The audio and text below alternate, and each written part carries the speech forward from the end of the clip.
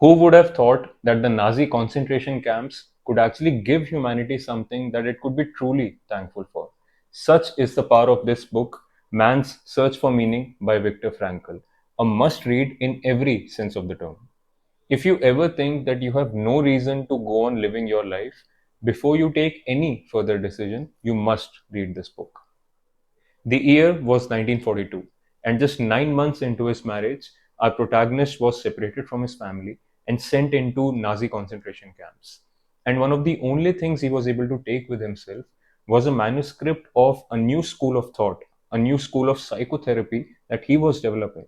He was calling it logotherapy, and his idea was that deep down, rather than pursuing pleasure or power or anything else for that matter, a human being deep down pursues purpose. A human being deep down wants more purpose, wants more meaning in his or her life, even if the life is full of suffering. But little did he know that before actually being able to publish his work, he would have to test it out on himself in probably the toughest suffering any human being has inflicted on another, the Nazi concentration camps. This is the story of Viktor Frankl, the Austrian psychiatrist, neuroscientist, philosopher, author who survived 3 years in four different concentration camps and ended up publishing the work that I talked about above, logotherapy. His book, Man's Search for a Meaning, is a fantastic book. It has sold millions of copies worldwide, and I think that's rightly so. He talks about his experiences in the concentration camps. He talks about logotherapy, that new school of thought that he developed, which is now practiced in psychotherapy worldwide. I think what I want to do in today's video is talk about some major unlearnings that all of us can have from this book. And also, I want to talk about one thing in this book that I did not like. I'll talk about it right at the very end of this video. If I'm able to move you enough and you want to read the complete book, which I highly recommend that you do, you must check out this book on Amazon via the affiliate link down below in the description. If you buy via that link, you help support the Unlearning Playground in a big way. And now, let's get into it. Firstly, let's talk about some unlearnings from the concentration camp. Something that all of us would expect is that these Jews were not treated well in the concentration camps. Of course, they were treated like prisoners, they were beaten up at the very first chance any officer could get. But despite of all of that, he describes in great detail in the book that there were some good guards who would not beat them up, who would not take the opportunity to actually take advantage of these prisoners. And he ends up driving home the point that good and evil can actually be found in all groups of human beings. For example, he also depicts how there were some bad guards who were actually not Nazis, but were actually prisoners. They were amongst the prisoners who were buttering up the Nazis to actually rise above their ranks, to actually maybe just improve their own chances of survival. And therefore, he tells that good and evil is found in every single human being. It's found in every single organization, team, and company that we human beings form. And therefore, it's also a matter of choice as to what path you take, whether you become the good or the evil. Which brings me to the next unlearning, the choice of action. You know how we often go through our lives or certain situations in our lives thinking that we are a victim of the circumstance and we cannot act any other way. There is no way we can be generous, there is no way we can be compassionate or kind in this particular situation. Viktor Frankl, inside a concentration camp, gives us an example of how you always have a choice. I'm reading from the book now. He says, the experiences of camp life show that man does have a choice of action. There were enough examples, often of a heroic nature, which proved that apathy could be overcome, irritability suppressed. He goes on to say something beautiful.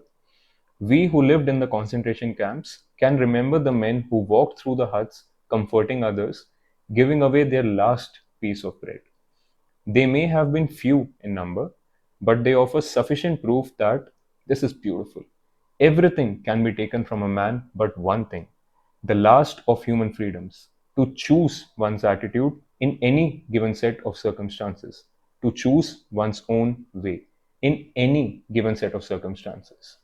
Now, for all of us who feel that we do not have free will, that we cannot take any action away from our own nature, away from whatever has happened in the past already, this is an answer. This guy was living in the concentration camps, and he saw enough examples around him to actually prove to himself that there is free will. We do have a choice of action, even if we do not have a choice over our own thoughts. If you wish to understand free will better, make sure you check out my podcast episode on it. I described in much detail two very important points that I find missing in the free will debate across all of YouTube. The final unlearning from the concentration camps is actually something he realized after having been released from the camps. And that is, even if you have been wronged, that does not mean that you are now entitled to wrong others. How beautiful, how powerful, isn't it? This guy was released from the concentration camps, and he gives an example where there was another friend who also survived the camps. They were walking down a road, and there was a plantation on one side, and his friends somehow just felt entitled that he could take his anger out on these young crops and just smash them away. And when Viktor Frankl stops him, this guy is actually mad at him, and he says something to the tune of, these people gassed my parents, my family, my kids, etc. Do you think I do not have the right to spoil some of these young crops? Of course, he does not. And that is the entire point that Viktor Frankl also tries to make. We may be in some really tough situations in our life. We may be wronged by others so much that we end up feeling that we now somehow have the magical power to be entitled to wrong others now and somehow be excused for it. And I think there could be no better example than Viktor Frankl, a survivor of Nazi concentration camps, to actually tell you that this needs to be unlearned. Even if you were wronged, that does not mean that you can now wrong others. Even if you were oppressed, that does not mean that you can now oppress others. Now, let's move on to some unlearnings around the purpose and meaning of life. One of the core themes of this book is actually finding more purpose and more meaning to your life. Of course, the book's name is Man's Search for Meaning. But one of the core things that he talks about is unlearning the attitude that we actually bring about when we talk about the question of what is the purpose of my life. I'll read from the book now and make this point. He says, it did not really matter what we expected from life, but rather what life expected from us. We needed to stop thinking, to stop asking about what the meaning of life is, and instead to think of ourselves as those who were being questioned by life, daily and hourly. Our answer must consist not in talk and meditation, but in right action and in right conduct. Keep going. Life ultimately means taking the responsibility to find the right answer to its problems and to fulfill the tasks which it constantly sets for all the individuals. The way I would explain this is the fact that almost always when we are approaching the question of what is the purpose of my life, we have our hand out stretched out, asking from life. We are always questioning, what can I get from here? What can I get from here? What can I get from all of life?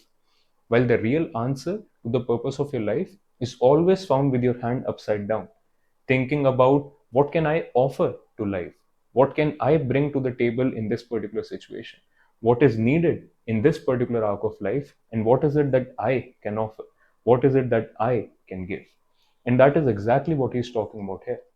One more thing that he talks about beautifully is the fact that quite often we may occupy ourselves with general questions such as what is the meaning of life in general and what is the overall general purpose of my life. And he says what is more prudent, what is more wise is to actually question what is the purpose of your life in this particular moment, in the here and now. That is what actually matters. Now, if you wish to explore more about the purpose of life, I would highly recommend checking out my video titled What is the Purpose of Life and How You Can Find Your Own Purpose. In that video, I also described quite a lot of questions which you can ask to actually find your purpose in the here and now. Next, let's talk about some unlearnings around optimism. Now, I know for myself, I find it really intuitive that a guy who survived the concentration camps can talk somewhat about optimism. I mean, the guy would have needed something, some sort of optimism to actually survive, to actually go through what he was going through. Now, when he talks about optimism, he actually says that optimism is not something that you can force on yourself. It's not even an attitude that you can just bring about by itself. What he rather says is that what happened with him, what was his own experience, is that optimism came as a side effect of looking forward to something in the future. In his own example, he says that when he was in the concentration camps, he was looking forward to the day this would all be over. He was looking forward to the day that he would actually publish his work, his logotherapy work. He was looking forward to the day when he would meet his wife. And that kept him going. That kept him going in the sense that people around him would start to think that he was being optimistic that this would all be over someday. But he actually had no other choice. He says, I wanted to survive all of that. I wanted to survive all of that so that I could actually do everything that I still wanted to do. And that, in one manner of speaking, actually made him optimistic. While he was in the concentration camps and there was no reason around him to actually be optimistic, this idea of looking forward to the future actually made him optimistic. Now, you know how if you're in a tunnel and there is darkness all around you, it's paradoxical, but you actually need to understand that to see the light at the end of the tunnel, you have to go through the darkness. There is no other way. So, even if there is darkness all around you and you cannot see any shred of light, to know that light exists, to know that to actually see the light at the end of the tunnel, you have to keep going through the darkness. That is optimism. And that also reminds me of something that he talks about beautifully. I love this joke that he says about optimism. He says, life is like being at a dentist. You always think that the worst is still to come, and yet it is over already.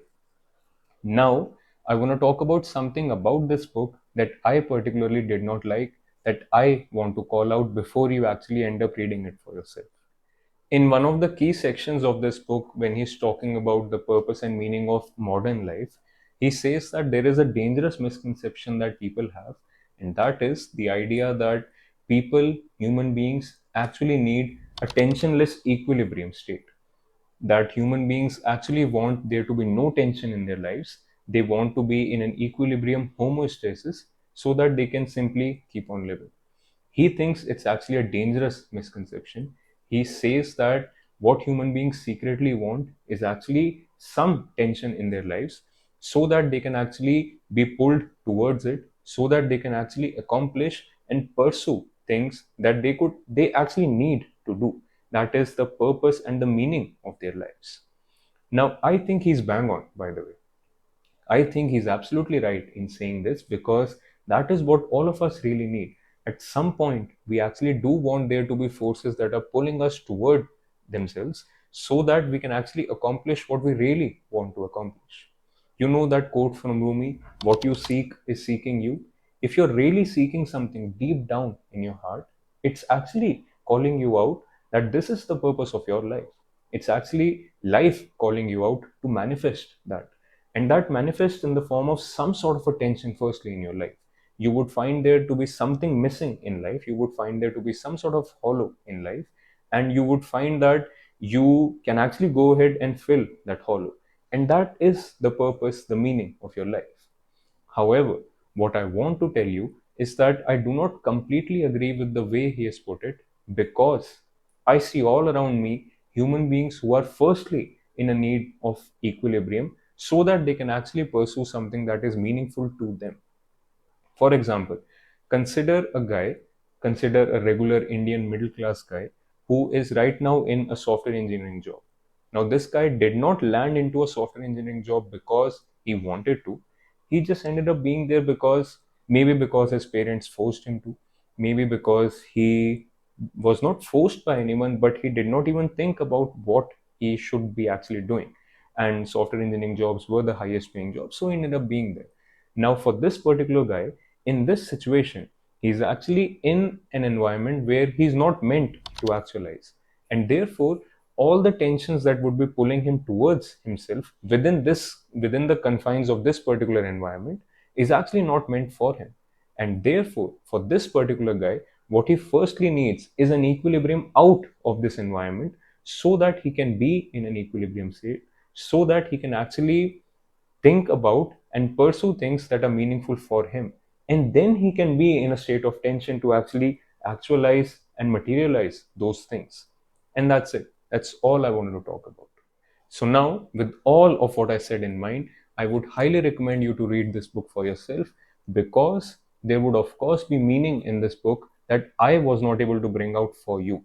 You would find specific meaning to your specific life situations in this book. It's a really powerful read indeed. So make sure you check out this book.